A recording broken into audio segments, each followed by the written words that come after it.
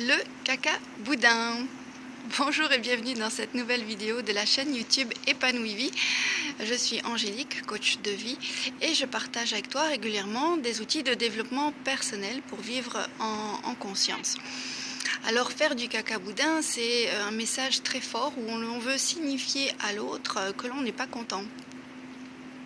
Alors c'est un titre que j'ai choisi pertinemment très puéril parce que oui, c'est le comportement de l'enfant, tu sais, comme dans les cours de récréation où t'es plus mon copain, t'es plus ma copine et je te parle plus. Ça fait un peu ça.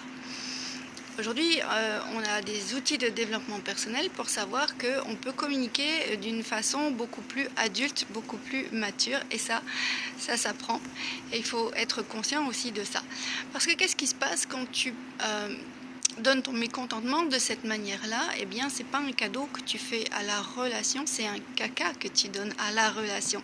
Et là, je suis un petit peu dans la théorie de Jacques Salomé. Je t'invite à rechercher ce dont il parle à propos de cadeaux et de caca dans leur relation.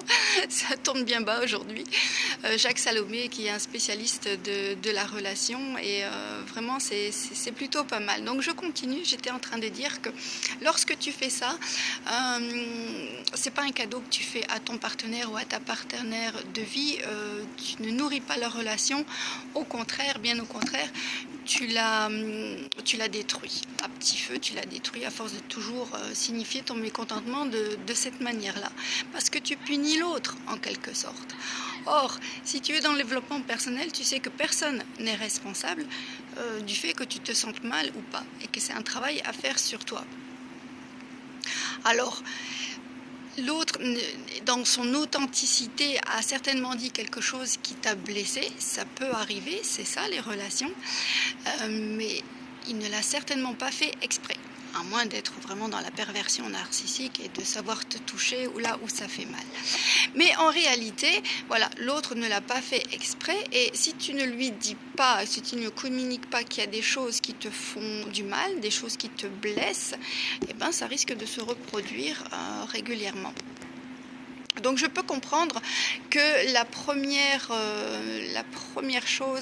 réaction que l'on fait, c'est d'être sous le coup de l'émotion, et comme on le dit si bien dans Mars et Vénus, c'est souvent l'homme qui fait ça, il se retire dans sa grotte. Nous on appelle ça faire du caca boudin. Alors c'est la première réaction, c'est valable, jusque-là c'est ok. Mais à partir du moment où ça dure plusieurs jours, plusieurs semaines, là on n'est plus sur le coup de l'émotion, on est dans une attitude de quelqu'un qui ne sait pas gérer ses émotions, qui ne sait pas les communiquer, ou pire encore, qu'il s'en sert pour punir l'autre. Ce n'est pas une manière de construire son couple, ça il faut que tu en prennes conscience. Donc ce que tu peux faire quand tu es plus mature et plus de conscience par rapport à ça, ce que tu peux faire, c'est que si tu es blessé et que tu es encore sous le coup de l'émotion, on sait très bien que c'est pas valable de discuter lorsqu'on est sous le coup de l'émotion, parce que ce qui va se passer, c'est qu'on va dire des choses que l'on va regretter. Donc tu as raison de te mettre un peu en retrait, de te mettre un petit peu à réfléchir. Mais si tu viens après cette réflexion tout seul, avec une solution toute établie, tout seul ou toute seule, est-ce qu'elle est valable, cette solution? Est-ce que tu as vérifié auprès de ton partenaire ou de ta partenaire que c'est ok? Mais c'est à deux que ça se décide dans un couple. Ok?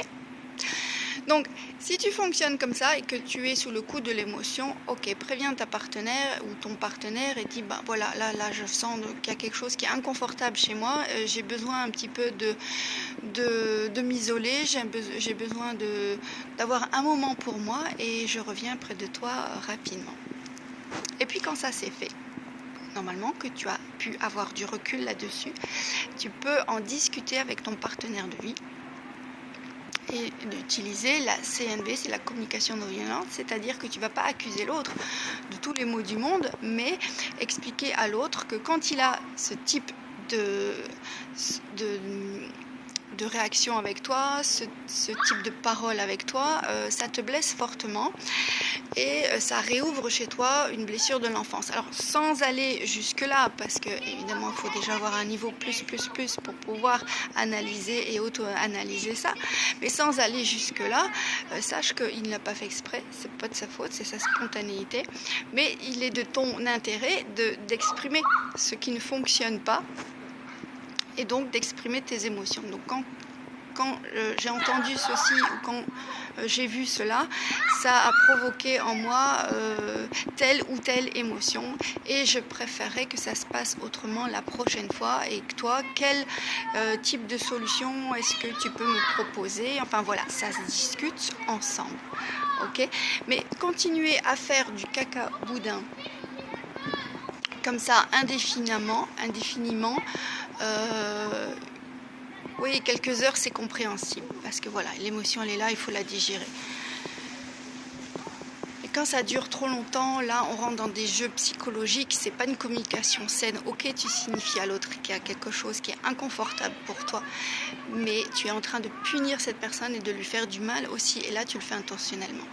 Donc, apprends à gérer cette émotion qui survient, à communiquer correctement et c'est en cela justement que le développement personnel peut servir à mieux communiquer, avoir de meilleures relations.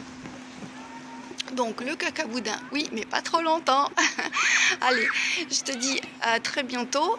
Partage cette ressource. N'oublie pas de liker. Abonne-toi à ma chaîne Épanouie Vie si ce n'est pas encore fait. Je te dis à très bientôt. Et coach mon vôtre.